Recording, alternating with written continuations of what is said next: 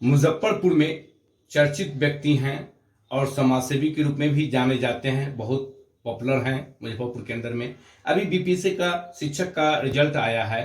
आप विगत 10 साल से पढ़ा रहे हैं बच्चों को और तैयारियां भी करवाते हैं, और इस बार का जो आपके कोचिंग से जो बच्चे पास किए हैं, कितने परसेंट मतलब कि मार्क्स लाए हैं और लोग मतलब कि जो है से शिक्षक बने हैं, और कितने मतलब कि बच्चे आपके अपियर हुए थे एग्जाम में और कितने बच्चे रिजल्ट आया है वो बताएं। सबसे पहले तो मैं आपको आशीर्वाद न्यूज को अपने तरफ से शुक्रिया अदा करना चाहता हूं, ठीक है ना, कि उन्होंने मुझे इस काबिल समझा है जो मेरा इंटरव्यू ले रहे हैं। और मैं विगत 10 वर्षों से इस सेक्टर में हूं।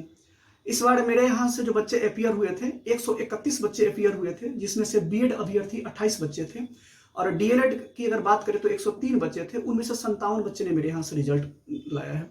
अगर परसेंटेज देखा जाए तो 52% के आसपास मेरे यहाँ से बच्चे रिजल्ट निकाले हैं। चूंकि अभी बीएड का अभ्यर्थी का मामला चल रहा था, कोर्ट में उनका मामला चल रहा था, हालांकि अब 125 से उन्हें अलग भी कर दिया गया है।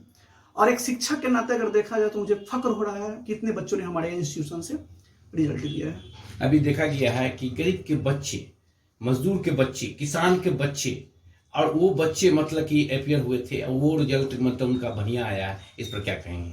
देखिए, उन सब के पीछे उनका मेहनत है। बच्चे दिन रात मेहनत करके उस काबिल बने हैं, ठीक है ना। ऐसा कोई भी बच्चा नहीं है जो बगैर मेहनत किए हुए पास आउट हो गया है, ठीक है ना। तो उनमें सबसे पहले उन बच्चे का बहुत बड़ा योगदान है जिन्होंने रिजल्ट लाया है, अपने मेहनत के दम पर उन्होंने रिजल्ट लाया है। देखा गया है कि मैट्रिक करने के बाद इंटर में पढ़ते हैं, वहाँ जाके फंसते हैं, मतलब कि कोई साइंस की तरफ चले जाते हैं, कोई बायोलॉजी की तरफ चले जाते हैं, कोई कॉमर्स के चले जाते हैं, और उसके बाद इंटर करने के बाद में सोचते हैं कि कहाँ जाएं नहीं जाएं। फिर उसके बाद ग्रेजुएशन में होता है क्या है कि उनको मार्गदर्शन देने वाला मतलब कि व्यक्ति नहीं मिलता है, जिसके कारण बच्चे का भविष्य खराब हो जाता है। और वैसे बच्चों से क्या अपील करना चाहेंगे? देखिए, बिल्कुल आपने सही कहा कि मैट्रिकुलेशन के बाद बच्चे का सेक्टर अलग अलग बढ़ जाता है, क्योंकि सबसे बड़ी बात है कि उनके सही मार्गदर्शक नहीं मिलने की वजह से। और हमारा जो समाज है, उस समाज का जो मौजूदा हालात है, उनमें मार्गदर्शक की कमी है। एक अच्छे अगर मार्गदर्शक हो तो बच्चे के सही रास्ते पर पहुंचा सकते हैं, ठीक है। तो अभी जो बीपीएससी का तैयारी करवा रहे हैं शिक्षकों का, और मतलब कि जो है से बहुत नाम कमाए हैं, इस बार अच्छे रिजल्ट आए हैं बच्चों लोग, तो कैसा महसूस हो रहा है? एक शिक्षक के लिए तो एक गर्व की बात है कि अगर उनके पढ़ाए बच्चे अगर जॉब लेते हैं तो उनके लिए फख्र की बात है।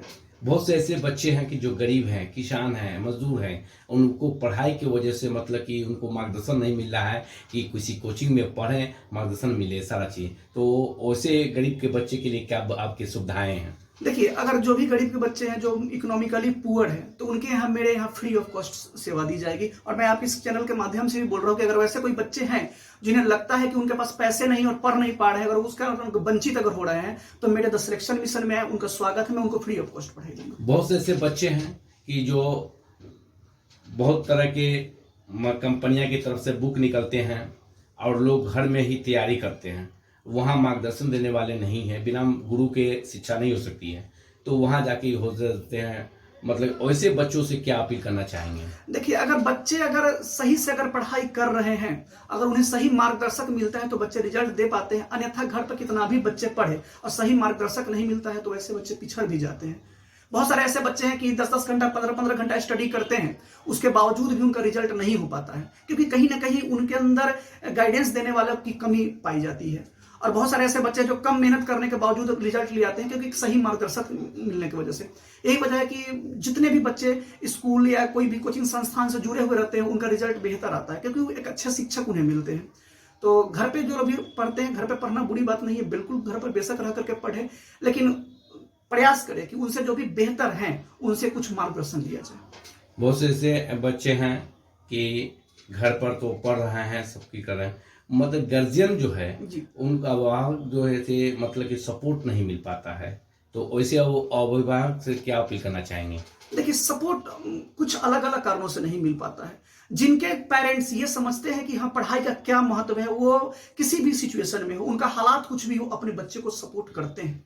सपोर्ट वही पेरेंट्स नहीं कर पाते हैं जिनको पता नहीं होता है कि हाँ, शिक्षा की क्या वैल्यू है।